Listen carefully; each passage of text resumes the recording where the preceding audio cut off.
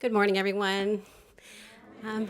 My name is Perrine Punwani, and I am an eighth grade English language arts teacher in the District of Columbia Public Schools. We're going to discuss a unit. We're going to go back in time a few years to a unit I created in Rod Ferguson's 2022 seminar, The Social Struggles of Contemporary Black Art. So I'm an English teacher, so why art? Why did I want to do this? Well, I've always been afraid of art myself. Not just, I don't see a painting and scream. It's more that I'm confused or not sure about how to interpret art. And so for me, it was important to push that because a lot of my students love art and visual representation, and I do realize it's a pathway into getting into writing and into better critical analysis. So Rod's seminar shined a light on how to speak about visual and performance art in conjunction with texts. Other thing I noticed is for the eighth grade curriculum, the District of Columbia's curriculum had a unit about advocacy and community advocacy, but it taught about theory without teaching students how to speak up for themselves, how to advocate outside the classroom and into the community. And as we know developmentally, that age group is primed and ready to be involved in their communities.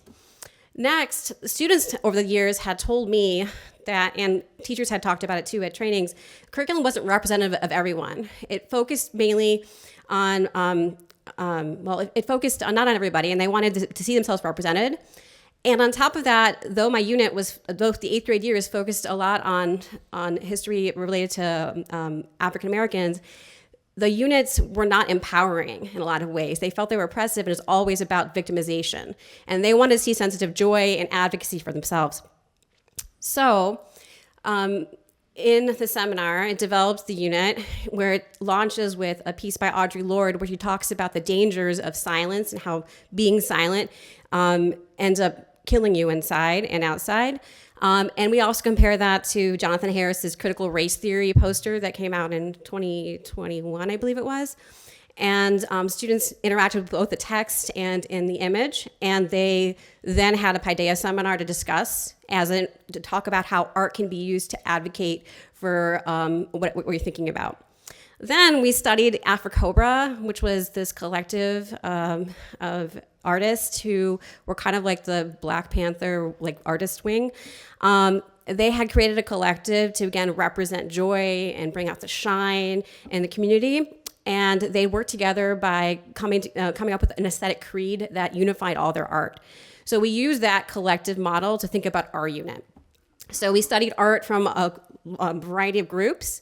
And then each class of mine, each section became a collective, an artist collective.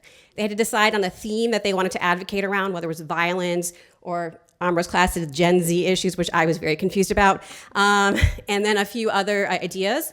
And then what they did was they had to create smaller groups within that where each group came up with a smaller piece to advocate about. So violence could be about gun violence, or one of my students, the first painting you saw was her advocating for homelessness and mental health and violence against homeless.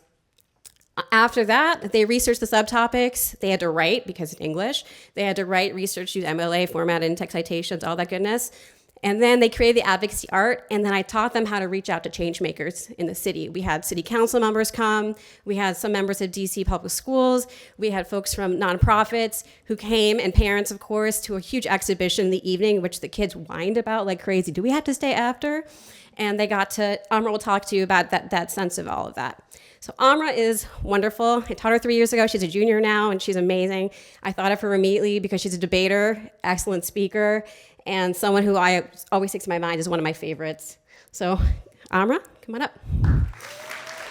Hi, I'm Amra Tesfaye, a junior at Duke Ellington School of the Arts, and I took Ms. Punwani's Artist Advocacy unit in the 8th grade.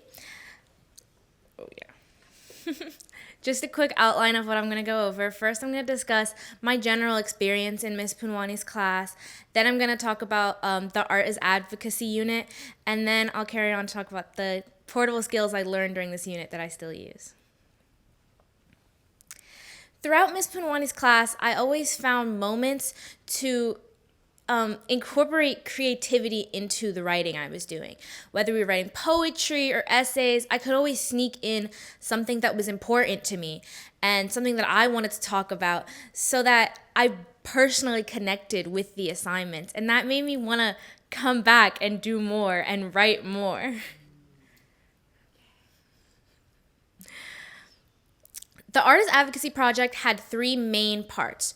First, we would create a piece of art defending something that was important to us. Then we would do the research and the writing in order to further go into the things we were trying to defend. The things we were trying to communicate. And then we would have a final showing of the art where we would invite change makers so that people could actually see the work we were doing. One of the hardest parts of this unit was that we had to create as a collective. We had to agree as a class what was important to us and how we were going to communicate that. We agreed on motifs like lines, lighting, colors, so that all of the art created in the class looked like it was made by the same collective with the same motive and the same thing they were working towards. We created aesthetic creeds, and then we advocated for sub-themes under the theme the whole class created. And we worked in really small groups so that everyone was doing something. No one was like, oh, this is not really my thing. She's kind of taking over that. Everyone had to put in the work for this. No one could slack off. The most important part of this curriculum to me was the gallery. Every single moment we were working towards the gallery, because this wasn't just something we were doing for no one to see. There was some real change that was going to happen. We weren't just talking about it. Each student knew that their work was going to be appreciated and seen at the end, so they wanted to make something that they were proud of. And in the end, this gave us confidence that we could make real change and people would listen to us if we really tried. This is my art piece. When we were deciding who was going to do what roles and what we were going to talk about in my small group, I was so sure that I wanted to be the artist. I was known for, writing and public speaking, so people automatically assumed, I could do the research, I could write the essay, but I wanted to control what we were talking about. I had something that I wanted to say and I wanted everyone to hear it. So I put my foot down. I was like, I am going to be the artist. And I think that's the most important part of this unit is in school, you're taught this is what's important. This is what you should know. This is what you should learn about. But in this unit, we got to choose what was important to us, what in our lives we wanted to talk about and we felt people should know. And so our group kind of sat down together and we were like, what's important to all of us? What brings all of us together? And we realized not all of our families were from America or from DC. So our art piece was about the history of our family and how we carry that around the world, what our family has been through and the way that everyone's home life is different and how that gives us a unique perspective in our daily lives with our friends. But this was very important. It was very important to us that we all connected to it because in a small group, we would have to put in hours of hard work and we wanted it to be on something that mattered to us. Portable skills. So as I said earlier, I do go to an art school. I'm an aspiring filmmaker, and these are some of the mood boards that I created for other projects I'm working on right now. This is a skill that I learned in Ms. Punwani's class, creating a mood board so that I can pitch a project to people and sort of tame these ideas that are in my head and explain them to the people I'm working with so that they know what I'm talking about. When you're working with a team, everyone doesn't automatically know what you're talking about. You have a vision inside your head and it's not that easy to just, explain it to everyone else. So, that's a very important skill I learned during this unit. I can use pictures and writing accompanying each other to explain what I'm going to create and how I'm going to create it. And then we can mark it and make calls so that people can see the work we're doing and people with impact in the world can actually start to put plans in motion to fix these problems that are important to us.